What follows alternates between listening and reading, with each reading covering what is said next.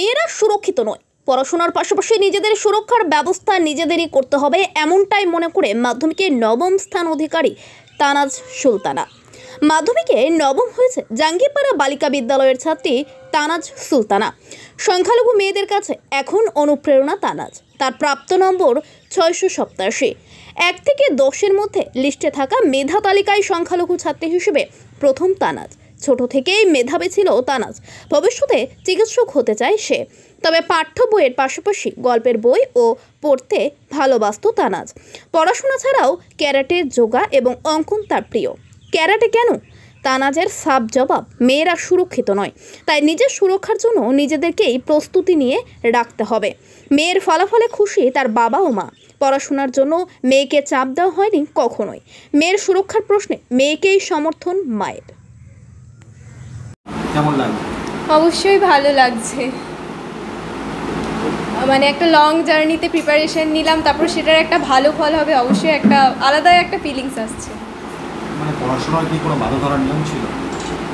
আমি রুটিন অনুযায়ী পড়ার চেষ্টা করতাম, কিন্তু নিজের শরীর যেমন বুঝতো, মানে আমার যদি প্রয়োজন হতো বেশি রেস্ট নেব, তো রেস্টের উপরেই ফোকাস করতাম। মানে যতটা আমি পড়ছি সেরকম আমাদের শরীরটা যদি একটা মেশিন হয়, তাহলে আমাদের একটু রেস্টও তো দরকার, তো ব্রেনের রেস্ট অনুযায়ী করেছি। মানে কোনো বাধা ধরার নিয়ম ছিল না, হ্যাঁ, যখন যেমন ইচ্ছা হয়েছে।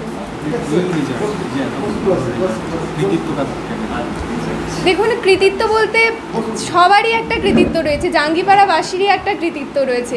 আমার স্কুলের টিচাররা তো ভীষণভাবে আমাকে সহায়তা করেছেন। যখন যেটা প্রবলেম হয়েছে, কিভাবে সেটা থেকে আরও উন্নতি করা যাবে, কিভাবে লেখার কোয়ালিটি বাড়ানো যাবে, সব কিছুতে হেল্প করেছেন। আর একটা কনফিডেন্স যে আমাকে বলেছে যে তুই র্যাঙ্ক করবি, এটা একটা বিশাল আর কি কাজ করেছে। আর আমার বাবা তো মানে সমস্ত অবদানটাই বাবার। আমার মাও ভীষণ সাহায্য করেছে, আমার ভাই আছে, সেও হেল্প করেছে। হ্যাঁ, ভীষণ সাহায্য করেছেন ওনারা।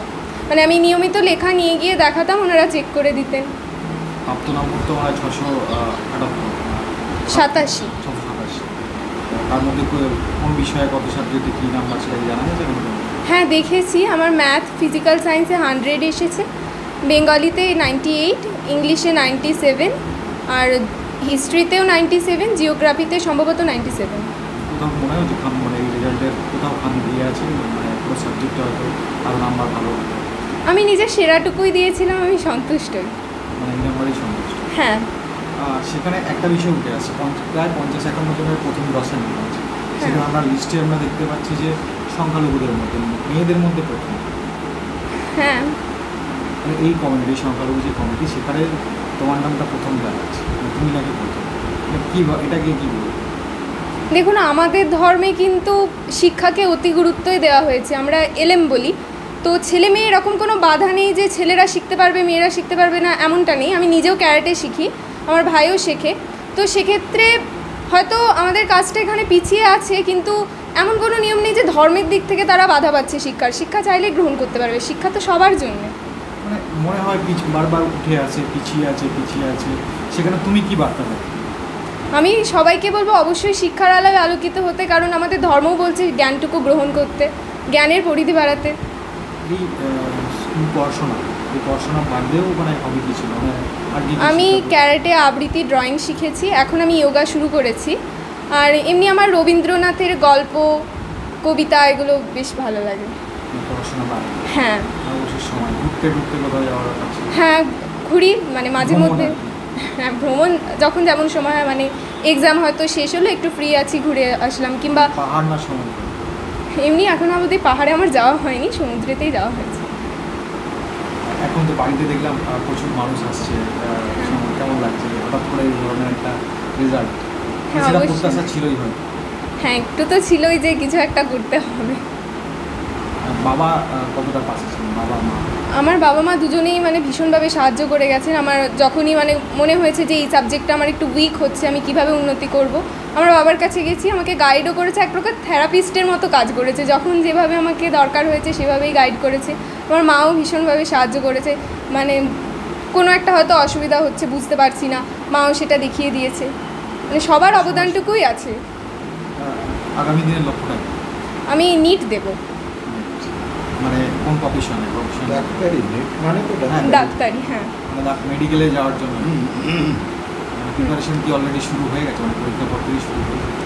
দেখুন আস্তে আস্তে তো প্রথম থেকেই একটু শুরু করতে হবে, না হলে তো অসুবিধা হবে। আমি একটু একটু চেষ্টা করছি, আগে তো বোর্ডের সিলেবাসটা শেষ করব, তারপরে আস্তে আস্তে আর কি। মানে এইচএস হ্যাঁ এইচএসসি।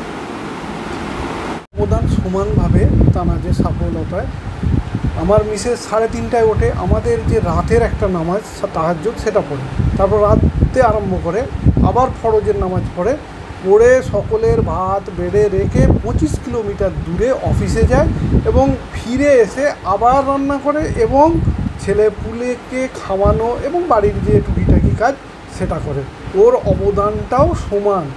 আর একটা জিনিস যেটা মূল ব্যাপার, আমার মিসেসও প্রচণ্ড ব্রিলিয়ান্ট ছিলেন, কিন্তু শ্বশুরমশাইয়ের আর্থিক পরিস্থিতির জন্য অতটা আগাতে পারলেন না। আমার তো মনে হয় ও ডাক্তার হতে পারত, এটাই আমার মনে হয়। মেয়ে একটা আমাদের ইন্টারভিউর সময় একটা কথা বলেছে যে সে ক্যারাটে শেখে, মানে শিক্ষার পাশাপাশি ক্যারাটে যোগা অন্যান্য শেখে। তার একটা এই বয়সে একটা ধারণা তৈরি হয়েছে সমাজে কোথাও মেয়েরা যেন সুরক্ষিত হয়, এবং মেয়েদের উচিত যে তাদের সুরক্ষার জন্য নিজেই নিজেকে প্রস্তুত করা। হ্যাঁ, এই যে কথা, মানসিকতাটা কীভাবে দেখছে? এই যে মানসিকতা বললেন, নিজের সুরক্ষা দেখা তো উচিত, কিন্তু সমাজে হচ্ছে বিরাটভাবে এই ব্যাপারটা নয়। সমাজে যদি নাও হয় ক্যারাটে শিখতে হবে, তার আত্মশক্তি বাড়বে, তার সেলফ ডিপেন্ড হবে, বা সে যে কোনো বিপদে পড়তে পারে।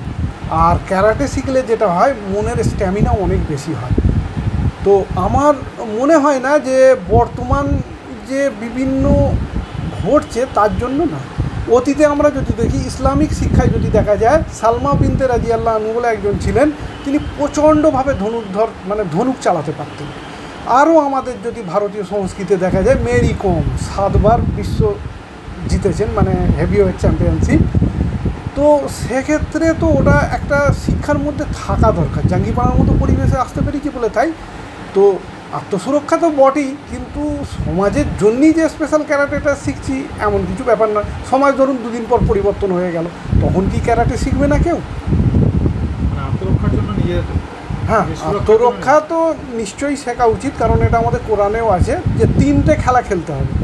এক হচ্ছে তীর ধনুক চালানো, ঘোড়দৌড় শেখা, তৃতীয় হচ্ছে ওয়াইফের সঙ্গে ক্রীড়া কৌতুক, সে থার্ড পয়েন্টটা আমাদের বিবেচ্য নয়, ঘোড়া দৌড় এবং তীর ধনুক করতে হবে। এখন তো আর বাসে করে আপনি তীর ধনুক নিয়ে যেতে পারবেন না, আপনাকে সেলফ ডিফেন্স শিখতে হবে।